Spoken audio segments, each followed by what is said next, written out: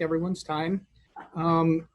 Some of you have probably been to the coffee with the city managers before, and I really love these meetings. I really hate that we're not doing this in person.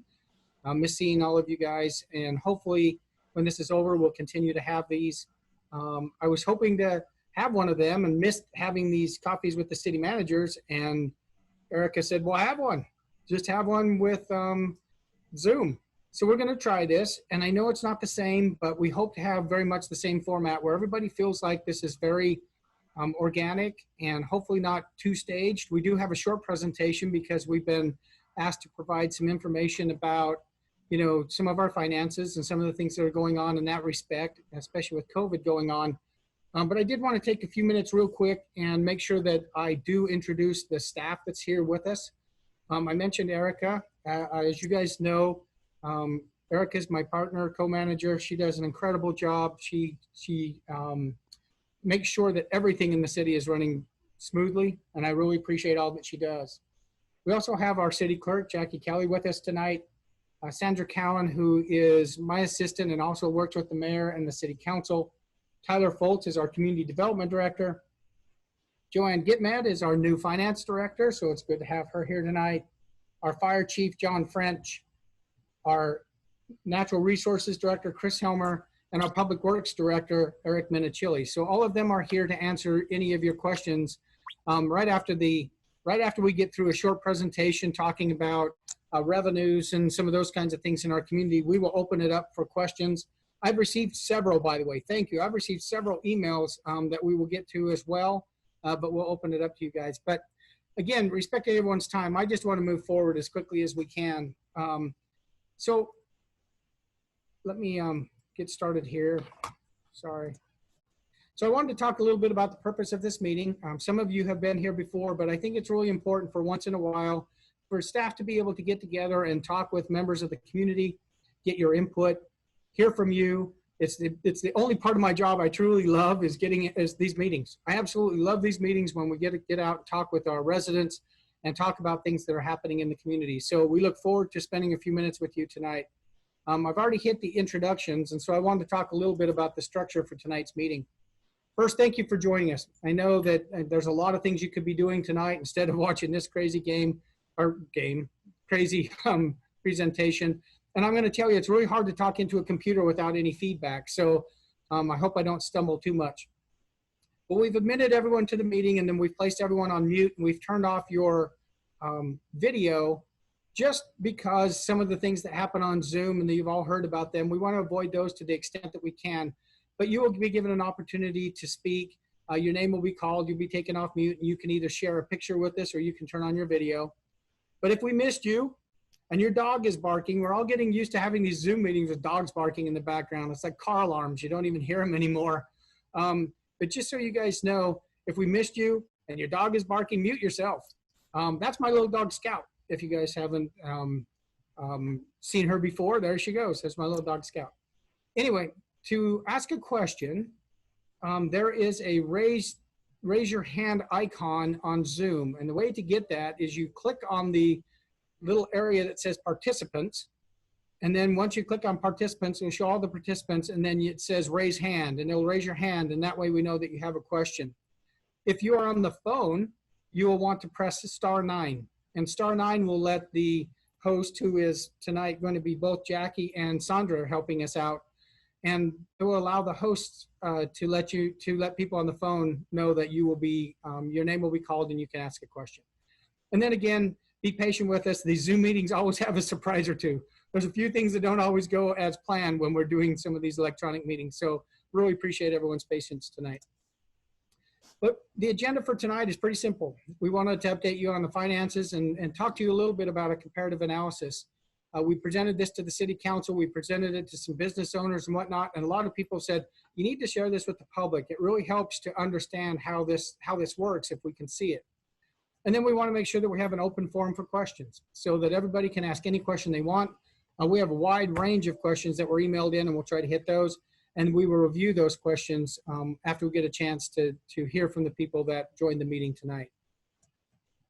So to give you an update on some of our finances and to do a comparative analysis, First, I wanted to talk to you about the FY20 expenditures. So that's the FY20 means the fiscal year that ended on June 30th, 2020. So just a couple of weeks ago. And so this kind of gives you an idea of the FY20 budget. And you can see there that a little over half of our expenditures are in public safety. You can see there's a slice there for recreation, for non-departmental. And then we have the administrative functions of the city, which are the city council, the city clerk, and the city manager. And then a majority of our departments are there in orange, where you have community development and public works and code compliance and some of those kinds of things. And so that gives you a breakdown of where the expenditures are in the city. And one of the things that we've tried to do, because it helps people understand a little bit of how Imperial Beach does compare with some of the other cities in the county. I don't know if that's someone, but if someone could mute, that would be fantastic. It sounds like someone's listening to the news. So if you, it sounds like you got it. Thank you so much. Oh, well, I'll continue and hopefully that person will figure out that they're not muted. So when you look at our general fund expenditures per capita means per person in the community. So we have about 27,000 people in Imperial Beach, and they each pay about $760 towards our general fund. Now you can see there the breakdown of the other cities in the community or in the county, with Del Mar on the high end and Lemon Grove on the lower end. But what's really important is that beach communities are a little bit different. In some of the inland communities, not a lot of people go visit those on the weekends or on the warm days in the summer like we get. So beach communities are a little bit different. And you can see when you compare us with the other beach communities, you can see that we have far less funding per capita or per person in our community in our general fund. And thank you, whoever that was, thank you for muting. That helps us out a bunch. So just to do a comparative analysis very quickly. So when you look at general fund expenditures, again, we have a population of about 27,000 people. So our per capita spending is $760 per person. Now, if we were to take the average per capita spending of all the cities in the county, that'd be about $1,350 per person. Or if we looked at the beach communities, it'd be about $1,606 per person. So what does that look like? And what would that look like in Imperial Beach? So if Imperial Beach, as you can see here, right in this middle section, if Imperial Beach had an average per capita spending of the other cities in the county of about $1,350, our general fund would actually be $37 million. And if we had a average spending of the other beach cities, our budget would actually be about $44 million. Now that's not the high, and that's not Carlsbad. It's not the high, but it's not the low. That's if we just had an average per capita income or spending in Imperial Beach, we would have about $24 million more dollars to do things in the community. So you can see that the good news is for me is that in Imperial Beach, it's amazing. And it's the people that I introduced earlier and their staff. It's amazing what we're able to do on a lot less money, because you know what? Imperial Beach is great. I think we're very comparable with some of the other beach communities, and we've been able to do it on a lot less money. And it's really a lot of dedication from the staff. They do a great job. And the residents. Remember, the more responsible residents that we have, the easier it is for us to do our jobs. And so I think working together, Imperial Beach has really done a lot with some very limited resources. But, you know, as most of you know, as we went through our budget presentation last year, we did have to make a reduction in FY20 of about $300,000 in order to balance our budget. And that included a lot of employee costs. Our second largest, so our largest budget in the city is the sheriff's contract. Our second largest is the fire department. And combined in the last 2 years, we had to actually decrease the fire department budget by about $380,000 in those 2 years just to stay balanced. So at some point, you know, we aren't like the federal government who can just issue debt and we just keep operating in the red. We have to present to the state and to the city, and our residents deserve it, a balanced budget. And so we have had to cut back in each one of our departments, except the sheriff's department. We have cut back in each one of the departments in the city over the last 2 years to make sure that we maintain a balanced budget. So moving from expenditures to revenues, just to give you an idea about where our money comes from, you can see here that the lion's share of our funding comes from the property tax. That's about $7 million. So that's assessed to each one of the properties in the community. And then the second highest funding source that we have is actually the Port of San Diego. And the Port of San Diego actually pays us to maintain the port district. Now, the beach in Imperial Beach, the pier in Imperial Beach, and some of the properties along the bay, up close to Pond 20, if you know where that's at. Some of that is in the Port of San Diego. So for instance, because they own the beach in Imperial Beach, the port pays us to have lifeguards to maintain and keep people safe on their beach. And then they also pay us to make sure that the tidelands are properly maintained. So that's where a lot of that funding comes from. And then they do pay a portion, about 11% of our fire department and about 25% of our sheriff's contract to provide public safety in the Port District as well. Franchise tax are taxes that are assessed to private companies that work within our right-of-ways and provide utility services in our community. So EDCO or Cox or AT&T do pay a tax to the city, and that's called a franchise tax. We have sales tax, and that sales tax is generated each time you make a purchase in the community. Our sales, you pay one penny of that goes to the city. You pay 7.5 cents on sales tax. Most of that either goes to the state, to the county, or other places. The city gets 1%. And then we have a gas tax. That happens when you buy your gas. We do get money that then goes into improving our streets and doing transportation planning in the community. And then finally, we have the transit occupancy tax, TOT. That is charged when people stay in one of the hotel rooms in our community. They pay a 10% tax. All of that comes to the city. So that gives you kind of a breakdown on our major revenue sources. Now, if I go back real quick, you can see that our major revenue sources make up about 82% of that $20 million. So that was $21 million that I was talking about in our general fund. The other 18% comes from things like building permits, business licenses, and some of those things. And they add up to the other 18% or so. But these are the major sources of revenue in our community. And you can see that about 70% of our revenue comes from two sources, property tax and the Port of San Diego. So you can see how important those taxes are to us as we operate. And the good thing about that is that the good news is those are very stable sources. Property tax and the Port of San Diego are very reliable, very stable, and that's good news. The bad news is that those sources are very stable. They don't grow very fast, but they're very stable. So at a time like now when we are going through COVID-19, that is a very good thing. Some of our neighbors, for instance, National City, one of our neighbors, 56% of their budget comes from sales tax. That's about 5% of our budget. So when we're struggling through some of these economic downturns like COVID, what's really good about Imperial Beach is that our revenues are relatively stable. About 9.8 comes from TOT, the revenue that's generated from hotels, and from sales tax. So a little less than 10% of our budget is from those more volatile sources. So in some ways, that's great.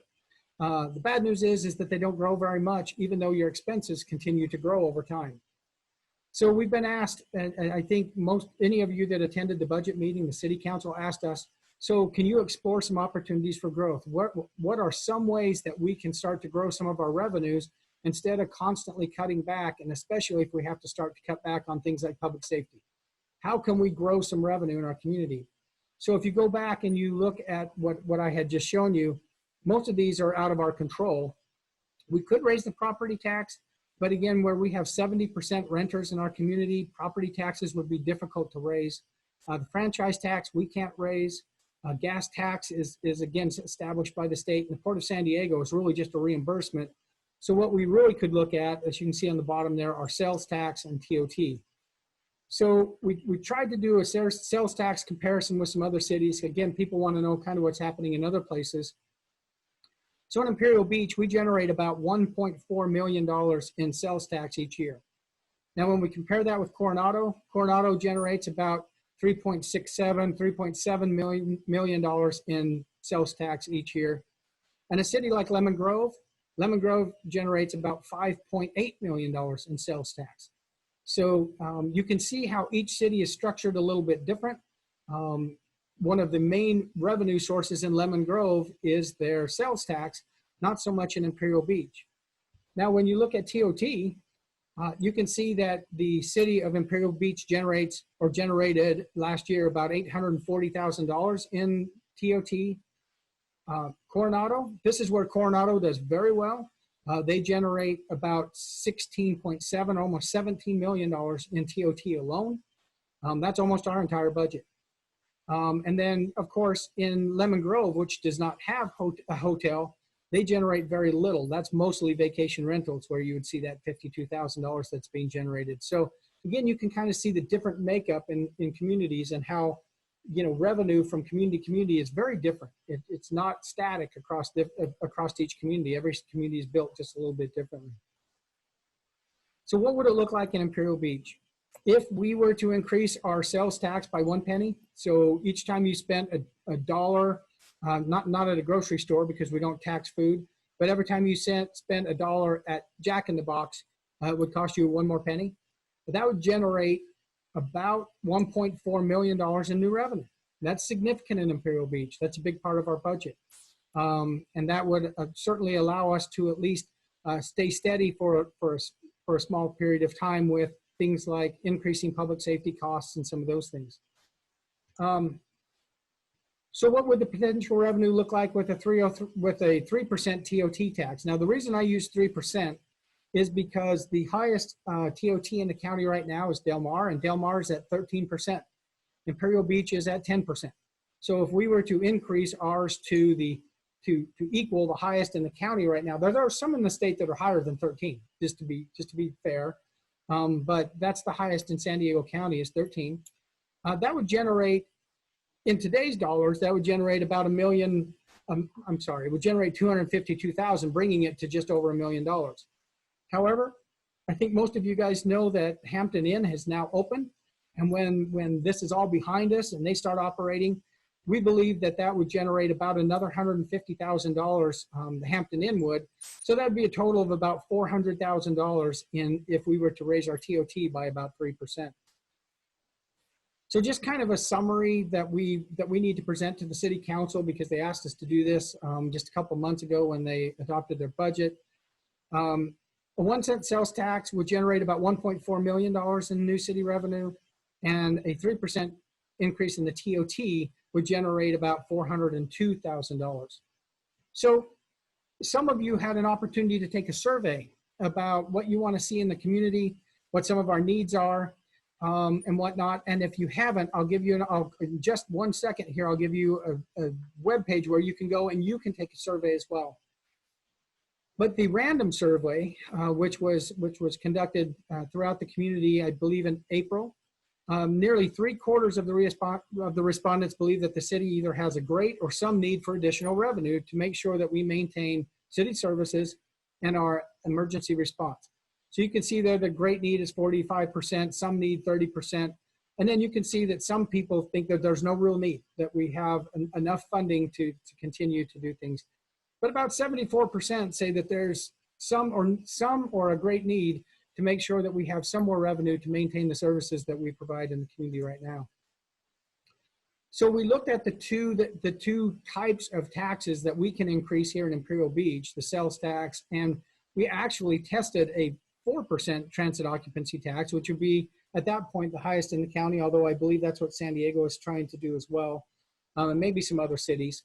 But you can see there that the 1 cent sales tax, definitely yes or probably yes is about 64%. Undecided and leaning yes, about another 5%. So about 69% would say, yeah, you know what, we're willing to pay a penny more per dollar to maintain the services that we have in the community. And there were about 27% that said, nope, not willing to do that. And then you can see kind of the same breakdown there with the TOT. 62% said yes, or definitely yes or probably yes, and 68% total. And about 25% said no, And just so you guys know, the margin of error they told us was about 5%, between 5 and 5.5%. So that gives you some idea about the margin of error. So anyway, wanted to share some of that information with you. The survey also asked people about their top priorities. And those top priorities were maintaining the emergency response that we have in the community, local paramedic services, requiring disclosure of all spending. It's important that they want to see transparency. I think that that's really important. I'm glad that that's one of the highest ones. That's one of the things that Erica and Joanne work on the hardest, and I appreciate their hard work on that. All of our stuff is online, and I hope that we're trying to make it even easier for people to access that information.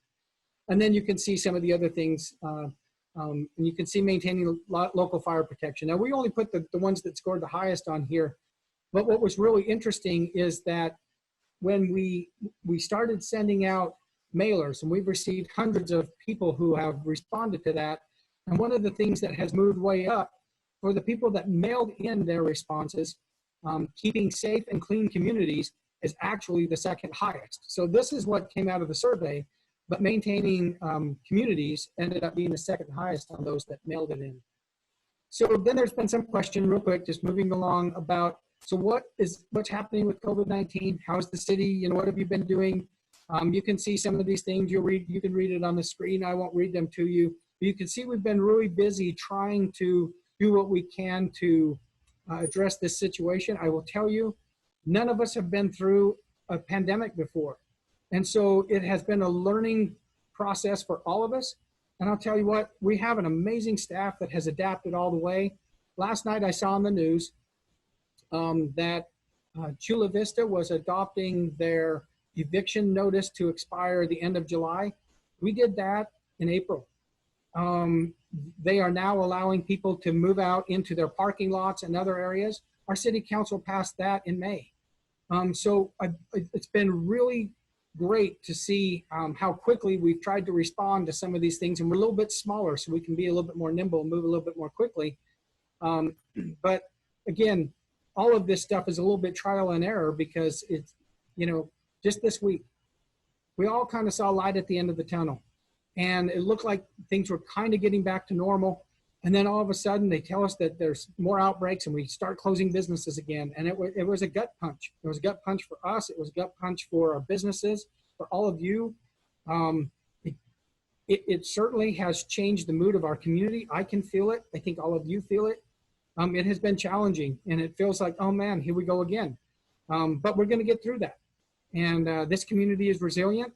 We're nimble, and we have been leading the way, and we'll continue to lead the charge, and we're going to do great. So we will get through it. But we're trying to be very, very careful as we reopen, but we don't know how long the pandemic will last. Everyone's making predictions. I tried to be very, very bullish on it and thinking, we'll get through this by summertime. At this point, I'm done making predictions, and we're just going to deal with this day by day and do the very best that we can. But the big thing for us is making sure that no matter what's happening with the pandemic, that we are here for you. City Hall is open, even though most of it is virtual. There's a few of us that work here full-time, not very many. I think there's 4 of us that work full-time, but we are virtual, and all of our city services are carrying on, and they're doing an amazing job. They're doing an incredible job. And we want to, again, maintain safe neighborhoods, maintain 9/11 and all those kinds of things. So what do we need from you? That's really important. So even though we may be physically distant, we need to hear from you guys. I was really glad that at the minute, usually when we have these community coffees, the staff is usually outnumbered by the people in the community that come. Not this time. I have a stack of emails that were sent in about this thing. So I really appreciate that people are trying to communicate with us, and we do need to hear from you. We need you to keep identifying the things that are really important to you, the current needs, the future needs, priorities, because we're gonna have to plan for this recovery and how we come out of this in our community. It's going to be a challenge, but heck, that's fun. Challenges are fun. We're gonna figure this thing out. So what we want you to do, if you haven't had a chance to do it, is to go on our website, which is www.imperialbeachca.gov and /JTC. And what that stands for is join the conversation. And that will allow you to take a survey and tell us what you think the needs in the community are and what your priorities are for the community. And beyond that, if the survey isn't enough for you, feel free to send an email to me ahall@imperialbeachca.gov. Send one to Erica, E. Cortez. Both of us will jump right on it, and E. Cortez at imperialbeachca.gov. We will jump on it and try to listen to everybody that we can. We get a lot of emails. Sometimes it takes a day or two to respond, but we will respond to each one we get. So really appreciate what everybody's doing. So one of the things people have asked is, gosh, when's the council going to meet and even talk about these revenue sources, if it's something that they even want to do? And we have not had a chance to meet with or talk with the city council about them. If the council is inclined to put something on the November ballot, they would need to have it to the registrar of voters no later than August 7th. Now, we do have a council meeting on August 5th. That's cutting it a little close for us. And so we decided that it would be smart, even though we try to stay dark in the month of July. That's kind of the vacation time for the council. We try to take that month off and let people kind of recoup a little bit and go on vacation and do some of those things. We felt like we better go a week ahead. And so we're going to have a special meeting on July 29th where the city council will present the information from the surveys of the residents, what they could expect if they were to look at additional revenues like they asked us to do, and that will happen on July 29th.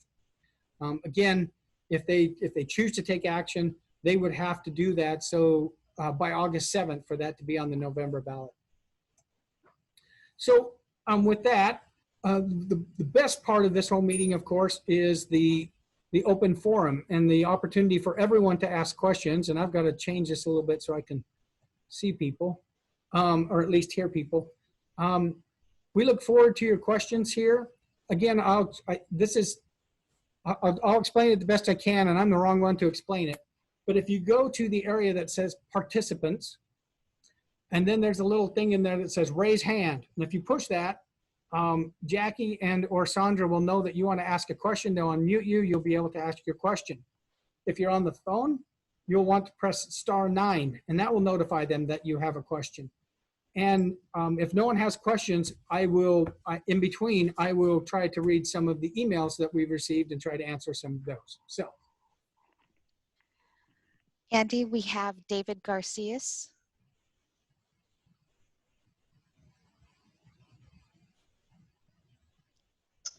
David, go ahead. Okay, hi, Andy. Hi, David. I appreciate the presentation. Is the document for the measure already completed, or are you guys still working on what the language is going to be for the actual measure? Thank you, David. That's a really great question. We are working on that language right now. We are working on some language for both a sales tax measure as well as a TOT. That will be public very soon. In fact, I know that our city attorney was running that through our consultant just to make sure all the wording was right. Remember, and David knows all this because in case people on the line don't know, David represents our employees. He does a great job. He works with SEIU and is a really great representative for our employees. And so he works with a lot of cities through these kinds of issues. And like David was saying, or like I was telling David, these ballot measures have to be non-biased. And so you have to be very, very careful about saying, just being pragmatic and saying, this is what the measure is. Should we approve it or should we not? And you have to be very careful about it. So that was the premise, I think, of David's question. And yes, that language should be available probably in the next week or so, because we've got to get that out in advance of the meeting on the 29th. Great question, David. Andy, next we have Mike Harris. Okay. Sorry about that, Mike. Sorry about that. Go ahead. You're on. You can hear me. Okay. Yeah, I was just curious about the street that's kind of been blocked off for traffic, the one that goes over by the post office, Emory, I think it is.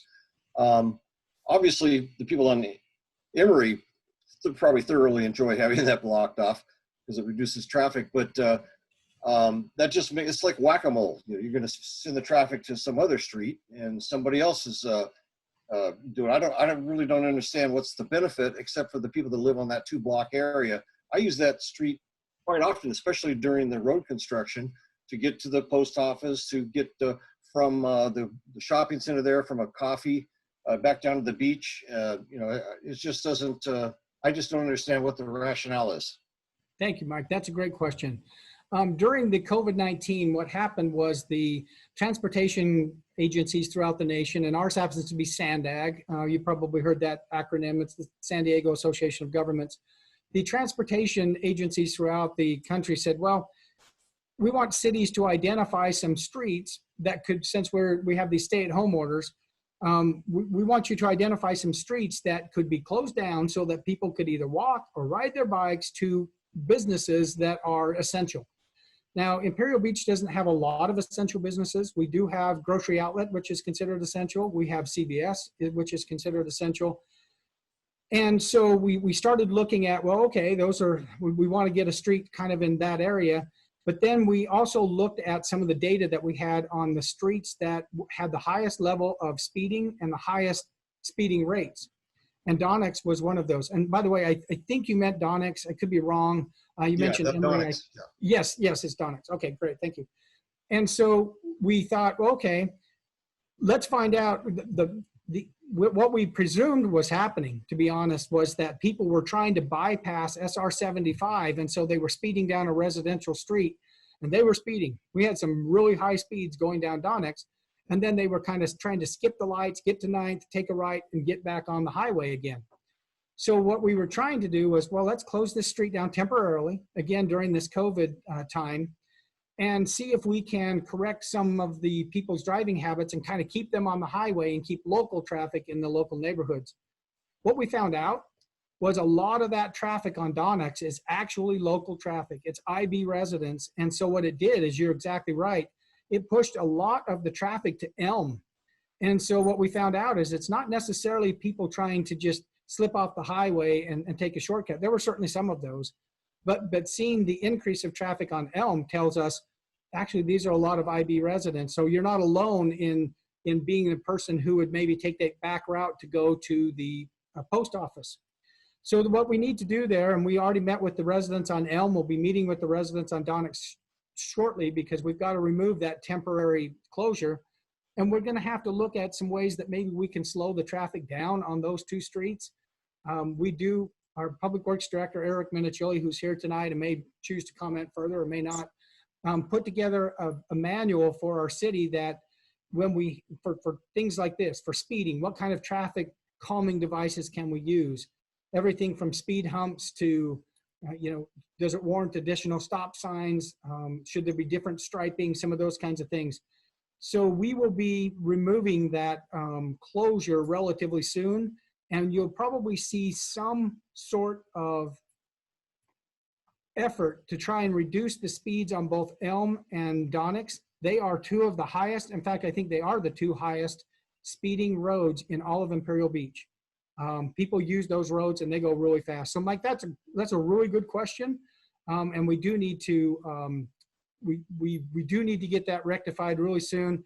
And by the way, for anybody who's listening, try to go slower on Elm and Donix. They are residential streets, and you cannot believe the speeds that occur on both Elm and Donix. For neighborhood streets, people really fly down those two roads.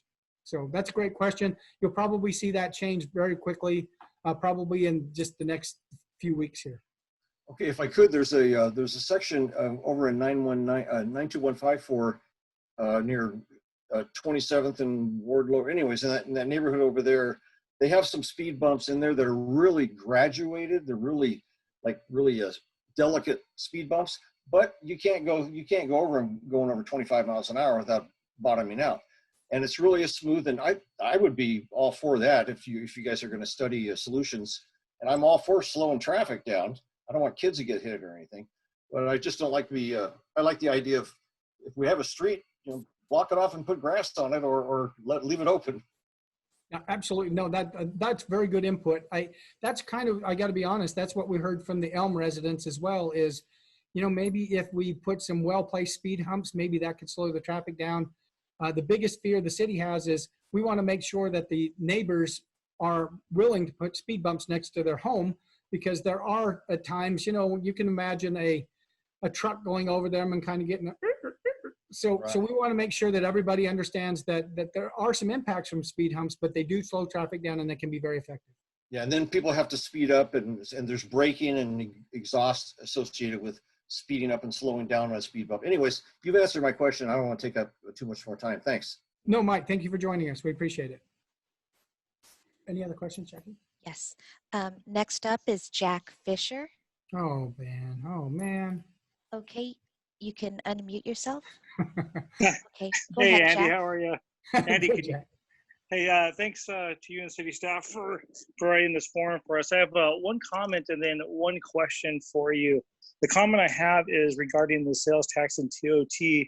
In the language that when you draft it, I think it's important to put an ending date, at least something foreseeable, because we learned in the state of California, they'll just keep taxing us to death without any time limits on it. And I think that's important for the residents of Imperial Beach, especially when it comes to the sales tax. The TOT tax, I think, really doesn't need that. So if they're separated, I think it's important to include it with the sales tax. As far as my question goes, I'm curious, is there any data or anything that we can, as residents, look at as far as those who have been helped during the COVID process by the roundtable committee that's charged with helping? Because I've spoken to a couple of business owners and they've not received any help. You bet. Let me take your first question first, and Jack, and then I'll hit your second one. So, yeah, remember, there's a couple of things. We have told our consultant that regardless of how the language comes out, at the very least, we want to make sure that the voters can either remove this tax if it's not being used properly. So one of the things that I found out in another community that I was associated with is sometimes when you put those sunset clauses on that you're talking about, the sunset clause, sometimes they'll put it out for, say, 20 years. But maybe different things happen in your community and you want it to go away sooner than that, maybe in 10 years, or maybe there's other things happening in your community. So one of the ways we want to craft the language is that the tax will only be imposed as long as the voters want it. And if the voters want to vote it out, they vote it out. Sometimes when you put those sunset clauses on there, they're very hard to change. So we want to give the voters as much flexibility as possible. But that's a good comment, and maybe perhaps we should consider a sunset clause with it as well. So anyway, the second question, the city received funding through the CARES Act from the county. And I have been reviewing those applications this week. They were due on the 10th of July, so they were due the end of last week. And we will be dispersing those checks for eligible expenses probably in the next couple of weeks. People will start to see those checks. I think that there will also be another round. One of the challenges about the CARES Act is that where people were most impacted was in their rent, and in their utilities, and in their personnel. The CARES Act doesn't allow us to help pay for rent, utilities, or personnel. It's really for those PPEs, for like face masks or gloves, or some of the ways people have used it. Hopefully there's some businesses listening tonight. If you've had to transform your business so that you can do more online sales and you've had to buy a new computer, that would be eligible. And so we want people to be creative in how they're using those funds so that we can expend them. If we do not expend those funds before the end of September, they go back to the county and we don't get to spend them here in Imperial Beach. So we want to find ways to get that money out to our businesses as quickly as possible. And like I said, the application process ended, I believe, on Friday. And I started going through those applications on Sunday. And I just finished going through the first round of those applications and sent out emails for corrections and things as late as today. Wonderful. Thanks, Andy. Appreciate it. Thanks, Jack. Okay, the next person up is Kevin Criswell. Hi, Andy, everyone. Since I'm one house off of Donix on 7th, I too have seen a vast increase in the amount of traffic on 7th Street, but also curiously, there has been an excess of traffic in the alley behind me, between me and Delaware, since the closure, because people are taking the alleyway that actually runs behind the shopping center off of 7th and going down the alley there between 7th and Delaware to get to Donix so they can go to someplace in there. In one afternoon that I was out there, there were 14 vehicles go down the alley in less than a 3-hour period.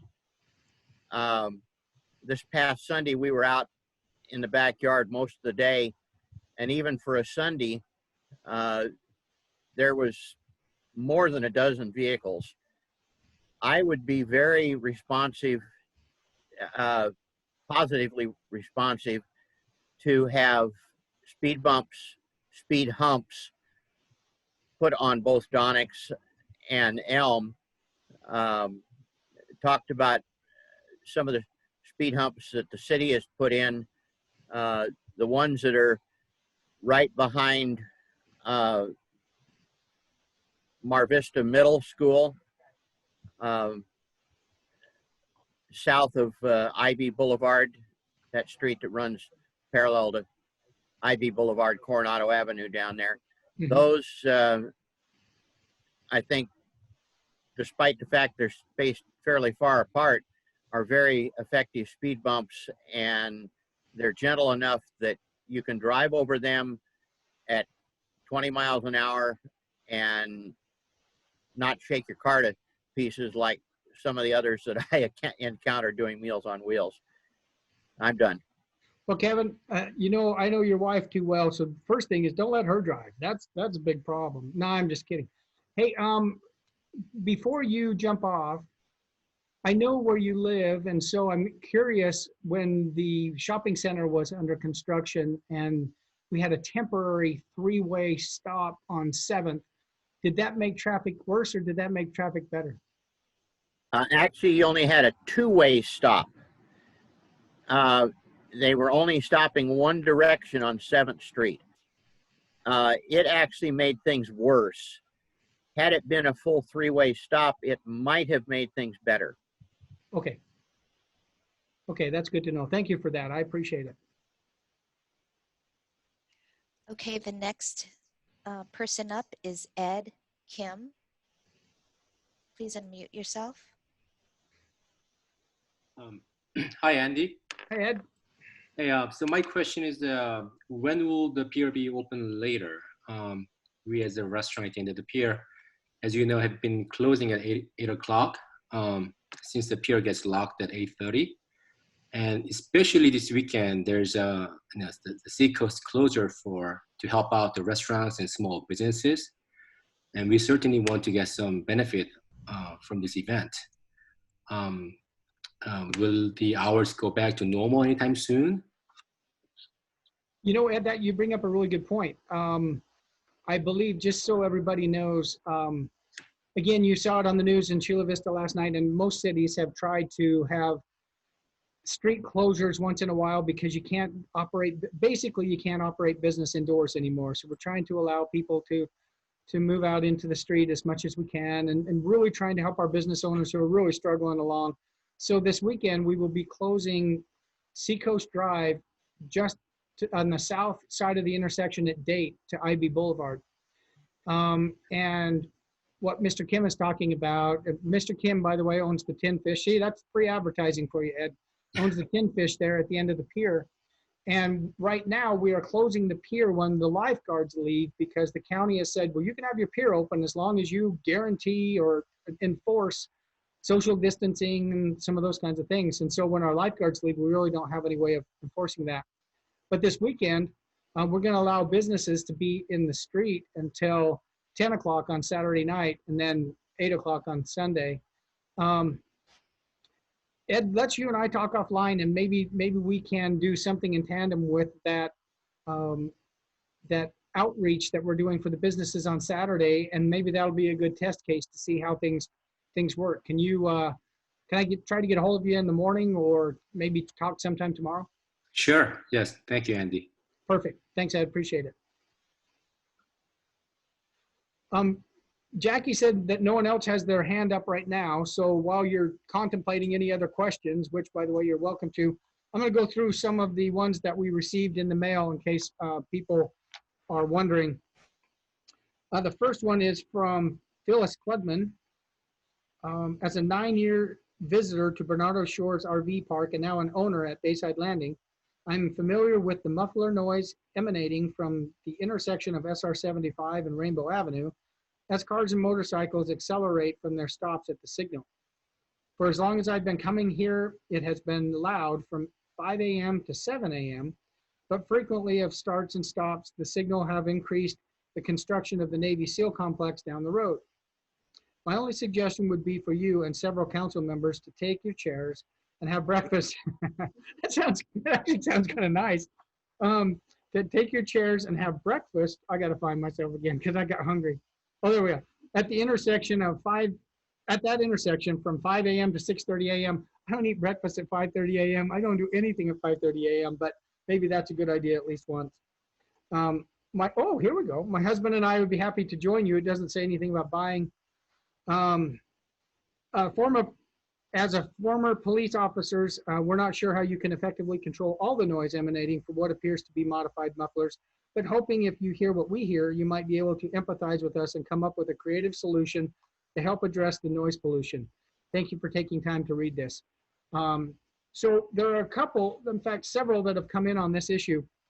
Want to let you know that the mayor and I met with the mayor and city manager of Coronado on Monday, and we have talked to our respective law enforcement agencies, us, the sheriff, them, their police department, and they're putting together a joint operation to try and deal with the loud modified mufflers on both motorcycles and cars on Highway 75. We're also going to reach out to the Navy and encourage them to help us with that a little bit as well. So you'll be probably seeing a lot more. You'll probably see a speed trailer that will also have a decibel meter on it. And we'll be patrolling that area a little bit more heavily in the coming weeks. Bob, any other questions? Okay. Bob Smith asked, now that the county has ordered all fitness centers closed and the city has encouraged citizens to recreate outdoors, will the city open the outdoor fitness center on Seacoast? If not, is there a county or state regulation / order that stipulates these types of structures should remain closed indefinitely? That's a great question. Just to let you, it came from Brian Connors, but it says Bob Smith. So not sure who submitted that, but I wanted to let you know that yes, right now the county health orders do prohibit us from opening playgrounds, gyms, workout equipment, those kinds of things. And that's why it's closed. As soon as they allow us to open it, we will do it. Jackie, can I go on here? Okay. The next one came in from Sandy Brilhart. And this question was asked several times too, so this might get repetitive and I'll try to answer it once. Why did we drop the lawsuit against IBWC, and what is the status of federal funding and Mexico making repairs on their side of the border? Just want to let everyone know we did not drop the lawsuit. The lawsuit was stayed. The difference meaning that rather than dropping or dismissing the suit, the EPA wanted to be able to have more open and more effective dialogue with us. But as you know, in most legal proceedings, when there is an active lawsuit, you get lawyers talking to lawyers. What we need right now are engineers and scientists talking to engineers and scientists. So we stayed the litigation so that we can have more open dialogue with them. But the stay says that if we feel like they're not making progress or they're not keeping their commitments, we can immediately pick up the lawsuit again and begin the litigation. So that has been asked, it's been talked a lot about in the community. I know it's confusing. There have been a lot of people saying, we demand that you tell us what's going on in a lawsuit. Let me say this, there's not too many people, the city of Imperial Beach included, that are going to talk about their legal strategy on Facebook or in the public. That's why we do it in closed session. There's a lot of strategy that goes with these decisions and we don't talk about them in public. What I can tell you though, is that this stay was intended to improve the dialogue and the communication that we're having between the EPA and the the cities that have joined the lawsuit, which include Imperial Beach, City of San Diego, City of Chula Vista, the Port of San Diego, probably missing somebody, the Regional Water Quality Control Board. But anyway, that question was asked. And then she has another couple questions that hopefully I can get through a little quicker than that. What guidelines have been put in place to ensure safe openings for streeteries and outdoor business operations? So yeah, the county health order tells us that even if we're opening the street, like we're trying to do, like you see all across the nation in Imperial Beach, this weekend, we're going to try to do something on Seacoast, you still have to maintain the social distancing. So the tables still have to be spaced no less than 6 feet apart. When you're standing in line, you still have to be 6 feet apart. You still have to wear facial coverings at all times, except when you're at the table eating. Alcohol cannot be served independently. It must be with part of the meal. So those regulations are still in place as well. And then there's a question, have any community spreaders, places where multiple people have contracted COVID, been identified in Imperial Beach? For confidentiality purposes, I won't be specific. We did have one outbreak in our community. That outbreak has been contained. And so that, as far as I know, we've only had one, what has been called here a community spreader, and it has been contained, and the people in there have been tested, and the tests have come back negative. So that's a good thing. How is the mask mandate being enforced?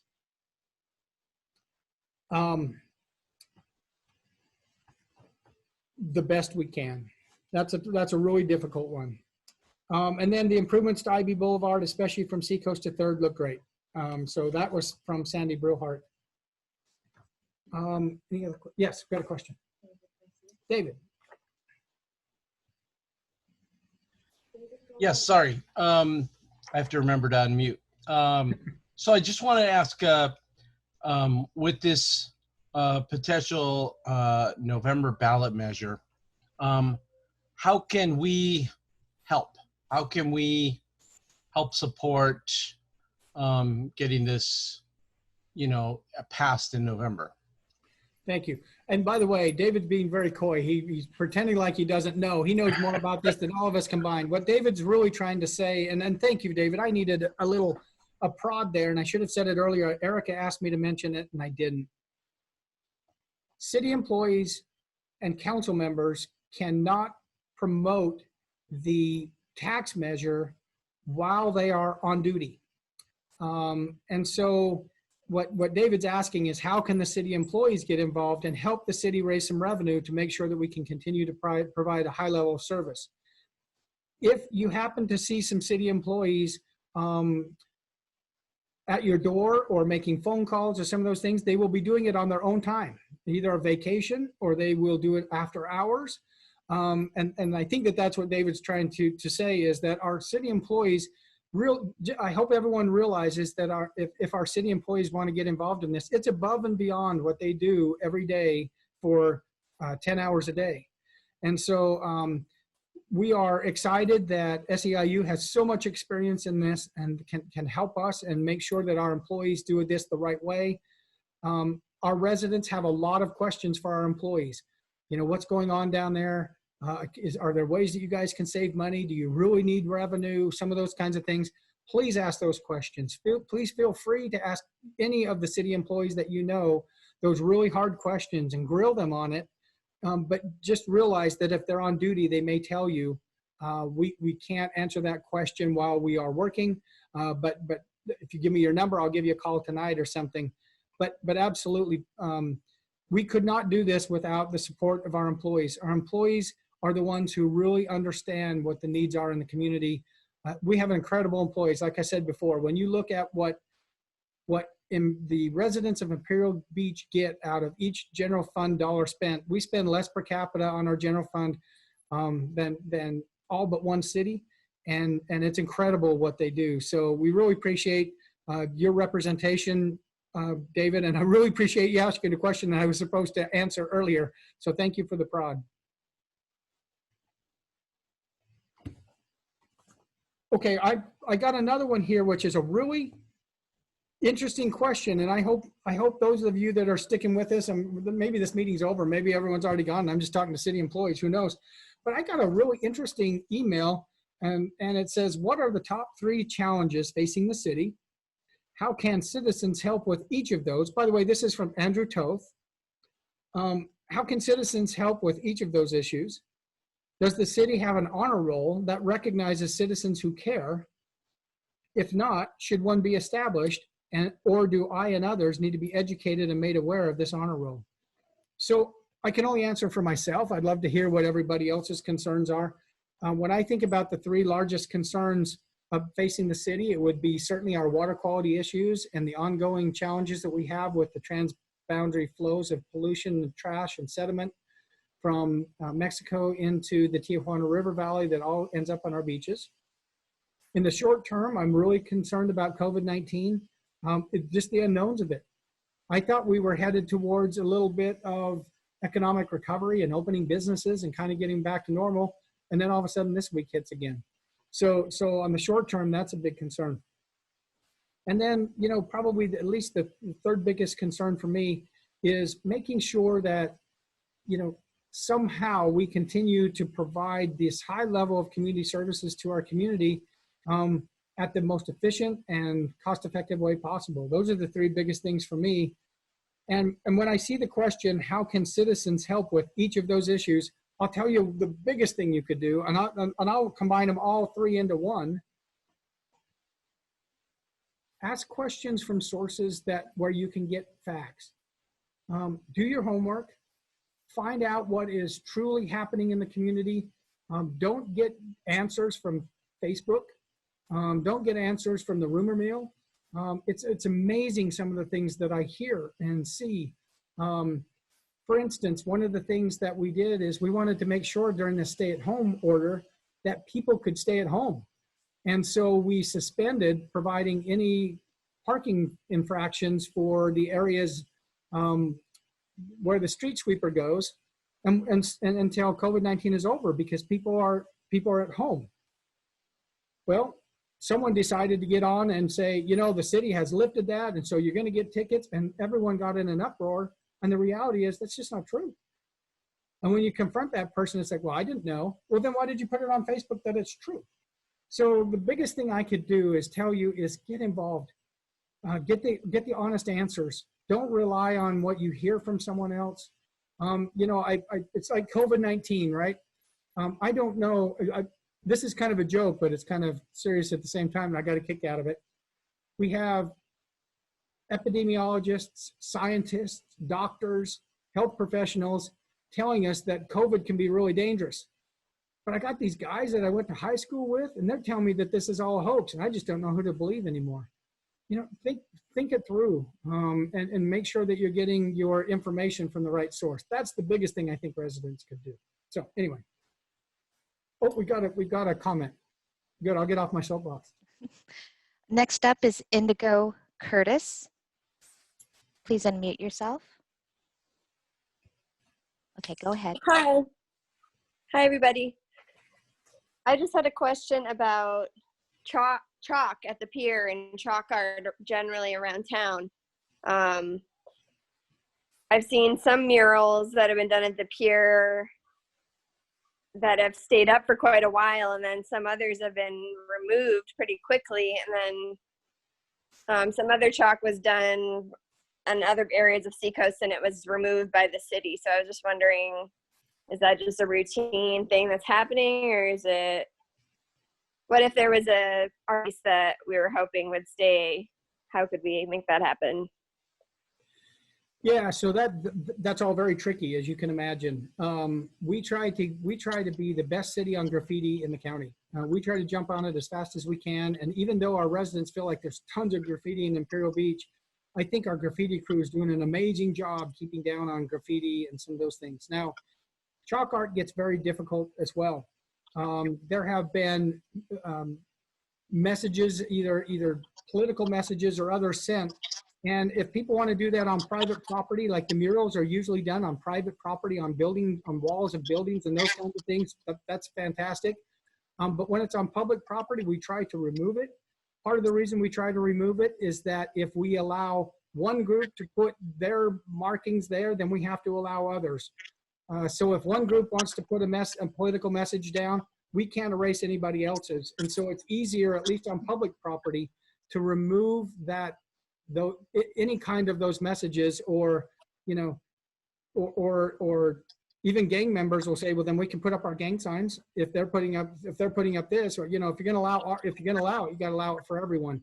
And so what we've decided is that we have found that it's best if that kind of art happens on private property, and we're very supportive of that. But we do try to remove it when we can from public property. It's very hard to keep So it's just the automatic removal. There's not like a process of deciding like what's a political piece of artwork or not. Well, that one of the real problems is there is, you know, with all the freedom of speech issues and whatnot, we don't look at content.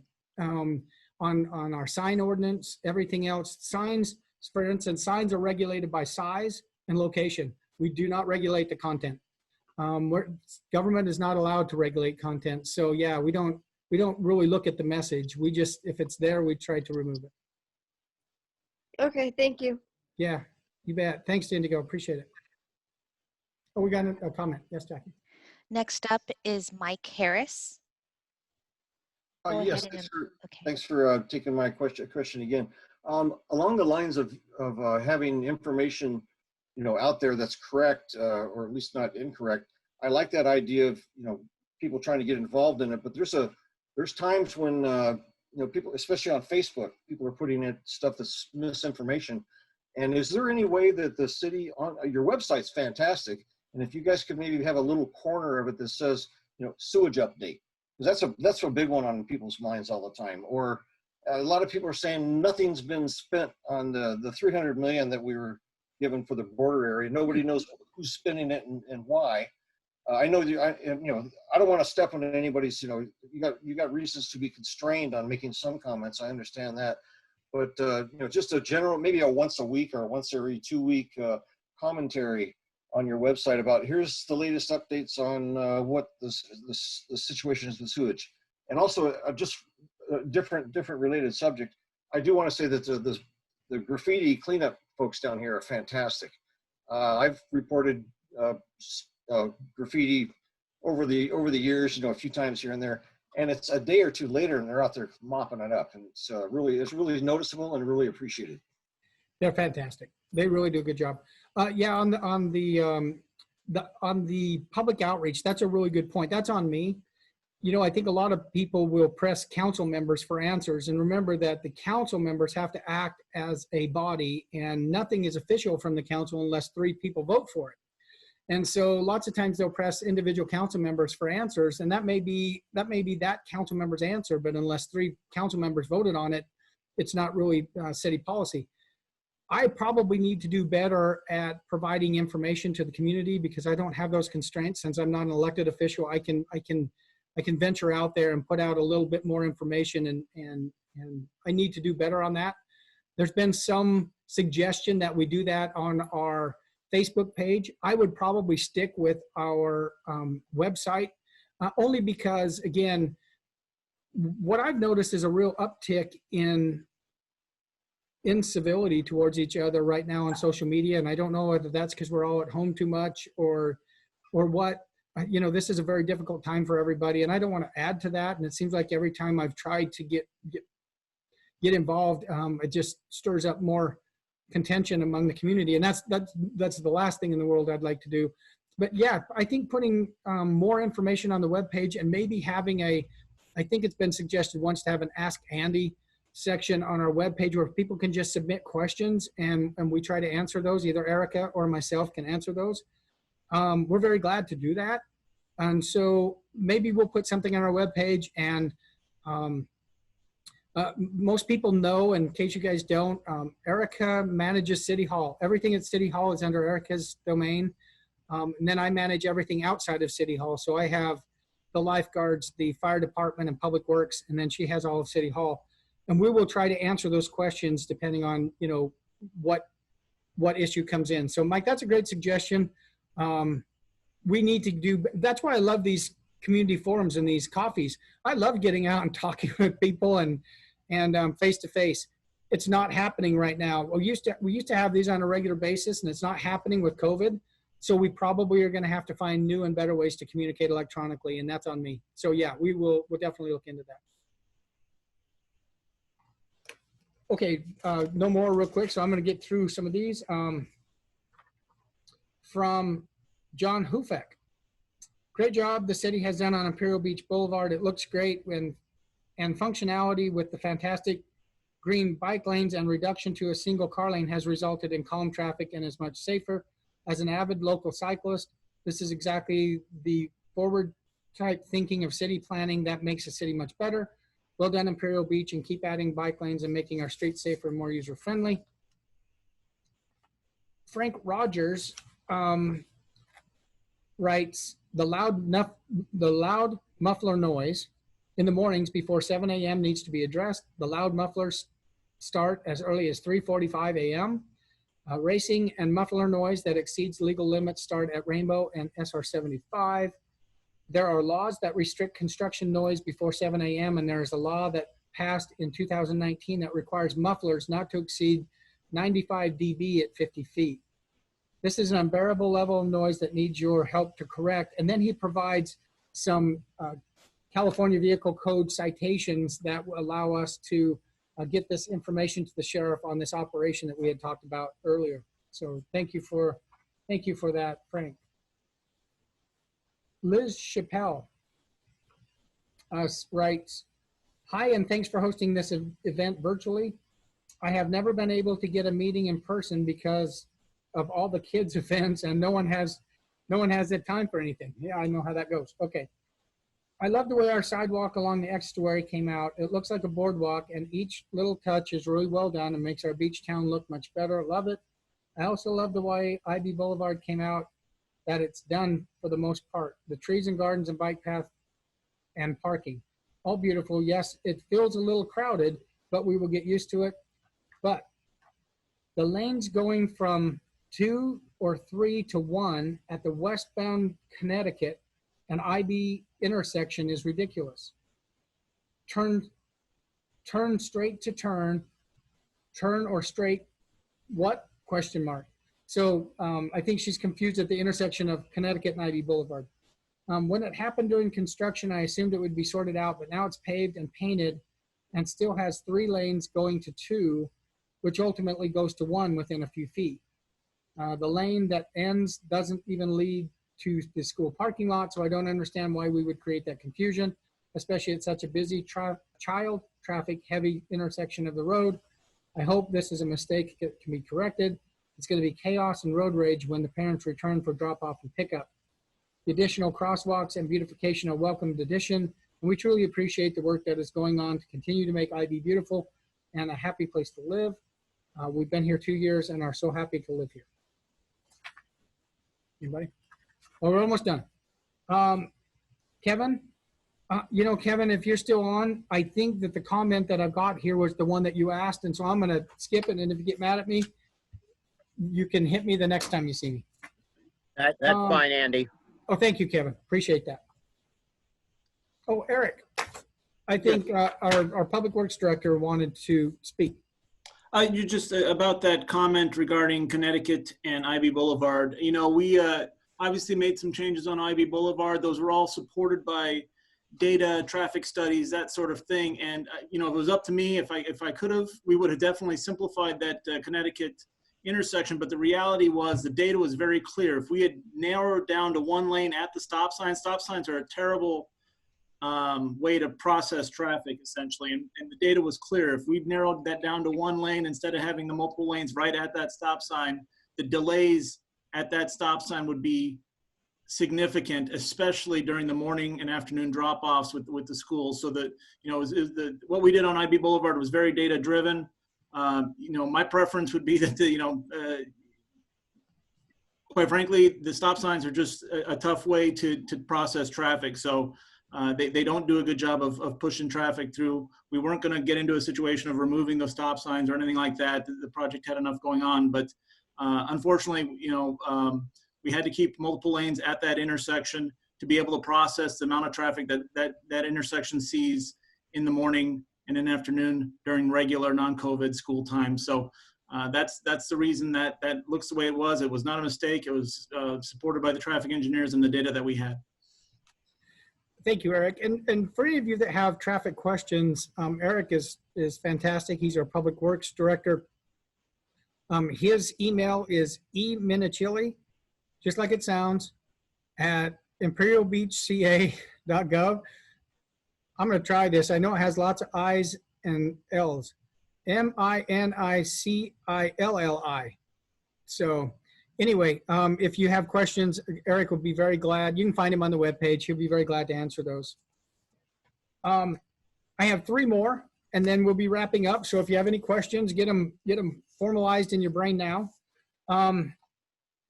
George Biles writes, IB City Manager, where I used to live in Las Cruces, New Mexico, excessive noise from cars was a continual problem. Some noise was generated by loud woofer vibrations from an open-windowed, overamped cars.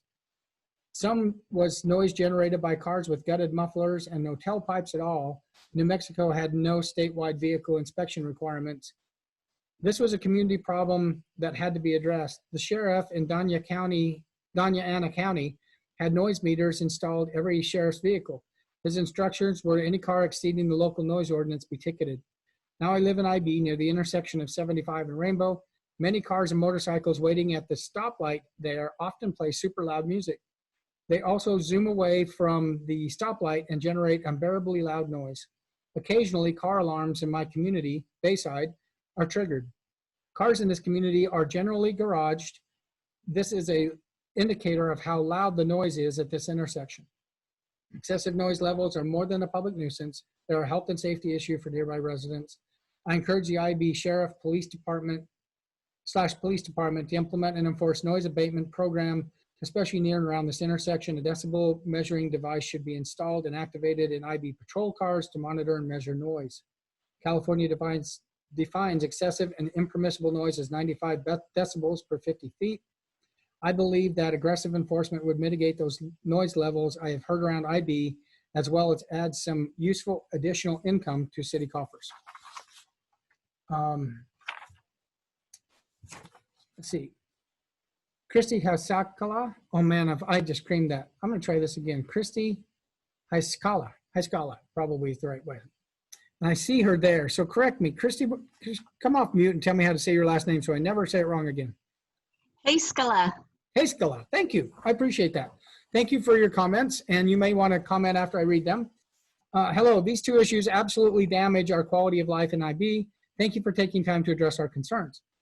What is being done or can be done about the perceived drag strip starting at Rainbow Drive heading north on Highway 75? It is extremely loud and severely triggering for people with PTSD. It also is dangerous because people act like it is a drag race starting line and tear out of there like a bat out of hell. Nice. One of my favorite, you got to get a Meatloaf quote in here every time you get a chance. Number 2, I read about the lawsuit being dropped regarding sewage spillage into our ocean to the responsible party and agreeing to fix it. What measurable steps are being taken and what deadlines are given to being given to complete those repairs? Okay, so we talked a little bit about this earlier. I don't know if you were on. The litigation has not been dropped. It was stayed, and that stay was only because it's a little easier to communicate rather than having the lawyers be the in-between, having kind of the experts talk to the experts are a little bit easier. And so we stayed the litigation to improve communication. If progress isn't made, then we will pick up the litigation again right away. So one of the things we could use from all of our residents, and a lot of people ask, I would beg you to write letters to Senator Feinstein and Senator Harris, especially because both of them have prominent positions, but also Congressman Peters and Congressman Vargas, to make sure that they're pushing to make sure that all of the $300 million that was allocated for the Tijuana River Valley and the improvements that are necessary to improve our water quality get spent in the TJ River Valley. Remember that there are challenges all along the U.S.-Mexican border, and there are any number of communities that would like to take some of that $300 million and spend it in their community. So we fought really hard to get this $300 million for the TJ River Valley, and we want to make sure it stays there. So I would encourage you to write letters. I know that people are frustrated. I'm frustrated. This has been going on for 70 or 80 years. It gets worse every year as TJ continues to grow and the infrastructure continues to decay. And so we've got to get this fixed. Failure is not an option here. We have to make sure that we get this fixed. So appreciate your comments. I don't know if that addressed your questions. If not, feel free to ask more. Yes, obviously a bunch of us asked about the 75 in Rainbow, and I understand you can have police out there and you can monitor it and monitor the sound, but I think that that's just a temporary fix because, as soon as there's not a cop there, the people will continue to do it. So I don't know if there's other traffic measures that can be taken to keep the people from tearing off out of there, out of that light. I don't know what the answer is, but some kind of traffic calming that doesn't allow them to go from 0 to 65 in, a couple 100-yard stretch right there. That's a really good question. I know Eric's biting his tongue right now about wanting to jump in. We have an approved plan for the roadway west. Well, for the whole road, we have a plan, but we have 100%. We're ready to go if we could find some money on the western portion of SR 75.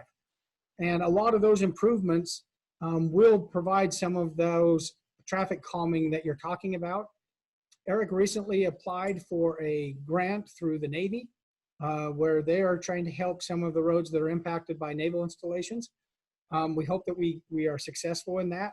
But yeah, Eric tells me that all of our problems in Imperial Beach could be solved with money. And he knows how to spend it. You give Eric $1 and he'll spend $2.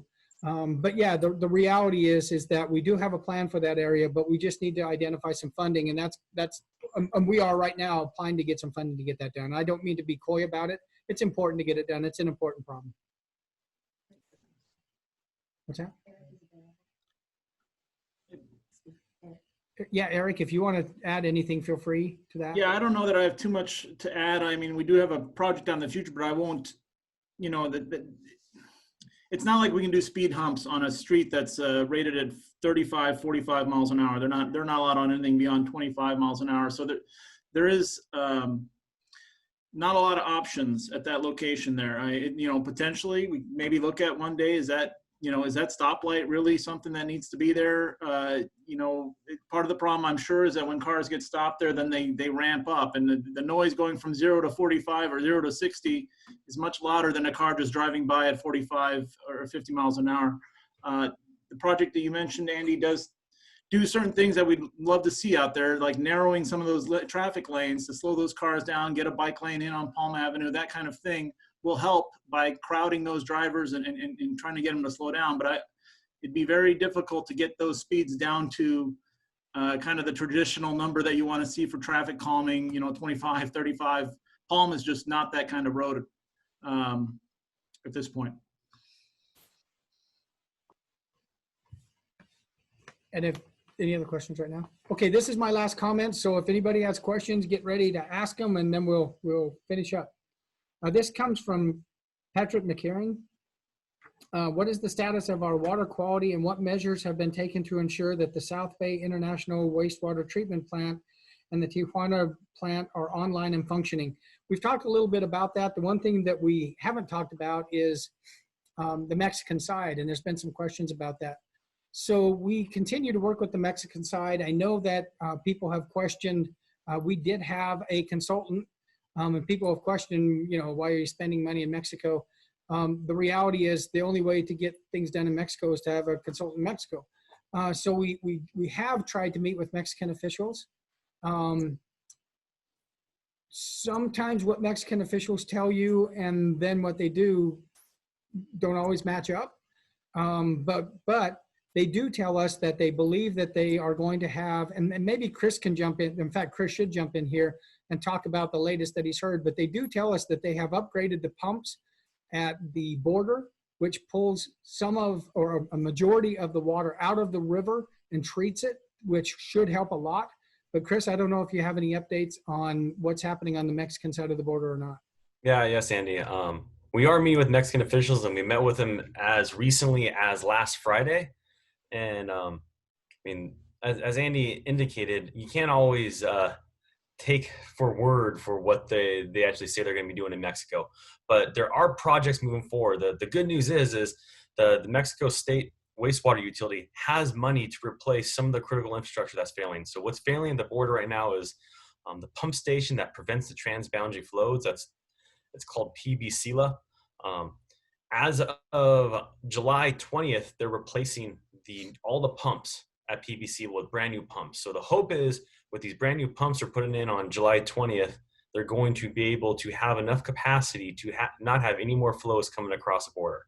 But again, this is a commitment coming from Mexico where you gotta take it for what they said. But what they're also working on is at the same time as replacing these pumps, they're doing a major capital improvement to actually have pre-treatment of the water. So to capture the trash and the sediment that goes into these pumps so you don't clog them and have more failures in the future. This project takes 8 months. So 8 months from now, they're gonna have a much better pump station at the border to stop transboundary flows. And there's some commitment from Mexico that potentially as soon as July 20th, they'll be able to have enough capacity to stop these flows. They're still also replacing known collector pipes that are broken, but at least the dialogue is open. We're meeting with Mexican officials. It's a priority for the officials in Mexico, just as much as a priority for us to get their system fixed. And at the same time, we're really working on trying to have these long-term fixes on it. And that's where Andy alluded to the $300 million that's been awarded as part of the USMCA process that the EPA is working on. The EPA has kicked off their formal planning process to identify and design a project for a long-term fix. A long-term fix, I mean, it's a 1-year planning process with the federal government to identify a project. Then it's another 1 to 3 year process of designs and environmental review. So there's no immediate fix to spend that $300 million. And rightfully so. I mean, that's a lot of money to be spending on infrastructure in the Tijuana River. You want to make sure you build the right project. You want to make sure that the right folks are involved, and you want to make sure that it gets spent efficiently and it actually is a permanent fix for what we're trying to do. So we're working on short-term and long-term solutions to hopefully address this issue. So there is some light in the tunnel. Thanks, Chris. Maybe before we wrap up, I want to check in with the other manager. If Erica has anything that she wanted to add, if she doesn't, check in with the department heads. So Erica, anything you wanted to add tonight? Good evening, everyone. Thanks for having us and joining this meeting. At this moment, I don't have anything, Andy. You covered it pretty much all. Thank you. Perfect. Any of the department heads have anything that they wanted to add? Okay, well, seeing none, hey, I just want to thank everybody. I'm telling you what, I miss having these in person. I can't wait till we have them in person again. But again, I appreciate Erica kind of pushing me into doing this one. We need to do it more. It wasn't all that terrible. It worked out okay. It was kind of nice in some ways, and appreciate everybody participating. So, you know, we'll try to get back on track and have one of these every other month or so, and make sure that we give everybody an opportunity to ask any questions that they have. In the meantime, again, never hesitate to email myself, ahall@imperialbeachca.gov, or Erica, ecortez@imperialbeachca.gov, and we will be sure to address your questions, get them to the right department head, get them to the right person, and try to make sure that we keep you in the know, as well as the idea of maybe putting some kind of a question and answer item on our webpage. So again, really appreciate everyone being here tonight, and thank you for your time, and look forward to seeing you literally, personally soon. So thank you guys, appreciate it. Thank you very much.